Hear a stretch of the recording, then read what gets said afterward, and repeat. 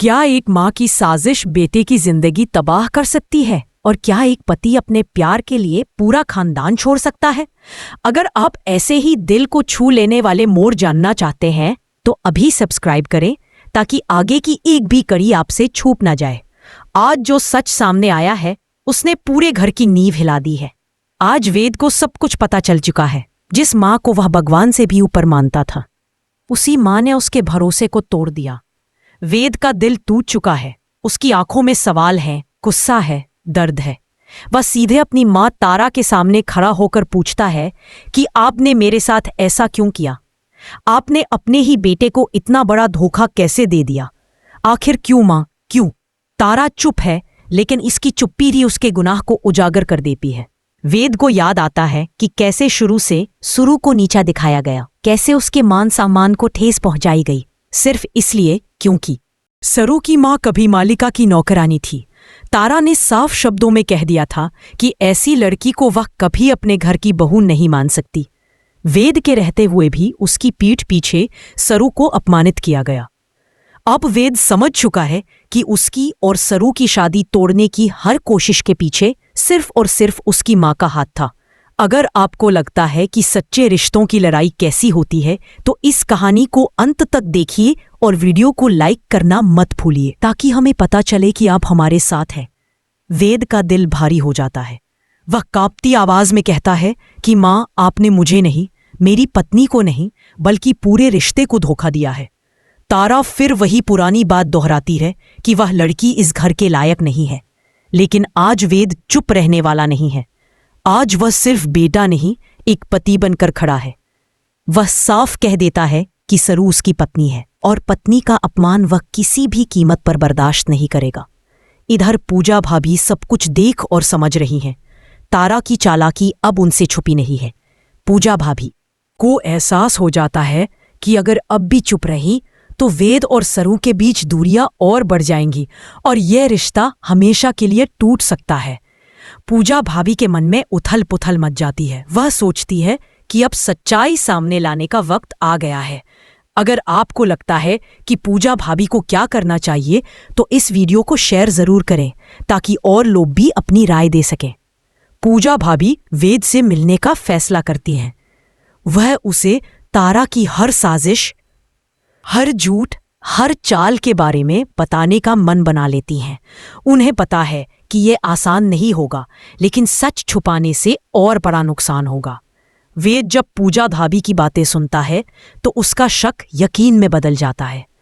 उसे एहसास होता है कि सरू को घर से दूर भेजने के पीछे भी तारा का ही दिमाग था। वेद का गुस्सा अब और बढ़ जाता है। वह खुद से सवाल करता है कि क्या एक माँ इतनी स्वार्थी हो सकती है कि अपने बेटे की खुशी भी ना देखे? वह सरू को याद करता है, उसकी मासूमियत, उसका प्यार, उसका भरोसा। उसे लगता है कि उसने सरू को अकेला छोड़कर बहुत बड़ी गलती कर दी।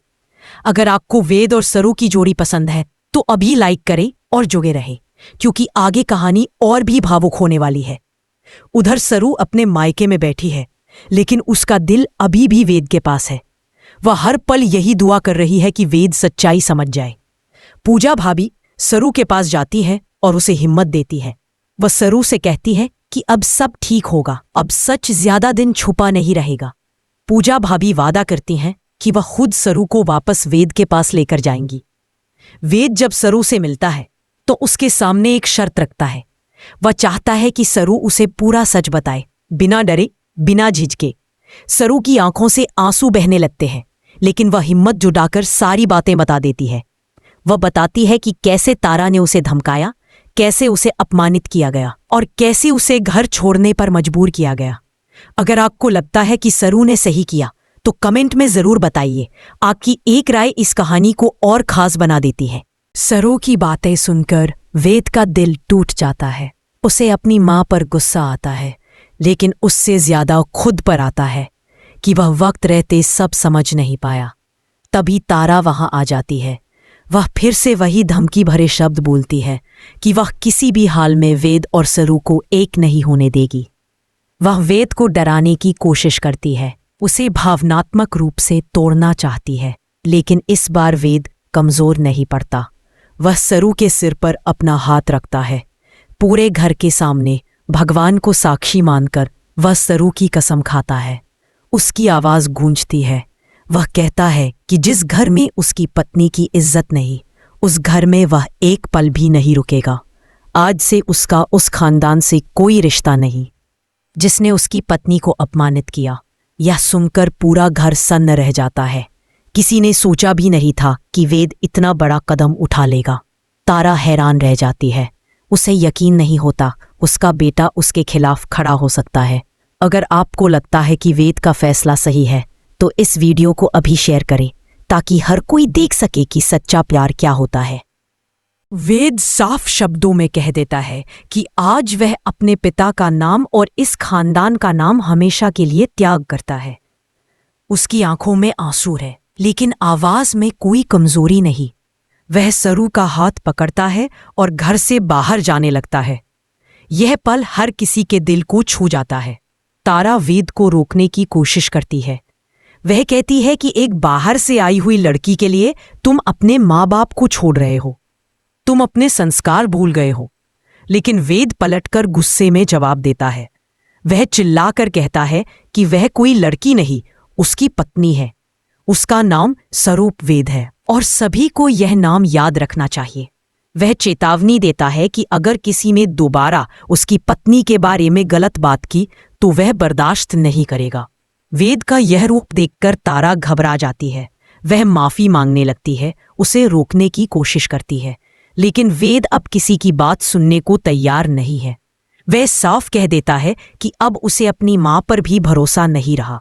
अगर आप जानना चाहते हैं कि आगे क्या होगा, क्या तारा बदलेगी या और बड़ी चाल चलेगी, तो जुड़े रहिए, लाइक करते रहिए और सब्सक्राइब करना मत भूलिए। वेद और सरू घर से निकल जाते हैं, लेकिन कहानी यही खत्म नहीं होती। आगे क्या वेद को अपनी मां और परिवार में से किसी एक को चुनना पड़ेगा? क्या तारा अपने बेटे को खोने के डर से बदलेगी या उसका अहंकार और बढ़ेगा? क्या सरू इस नए संघर्ष में वेद का साथ दे पाएगी?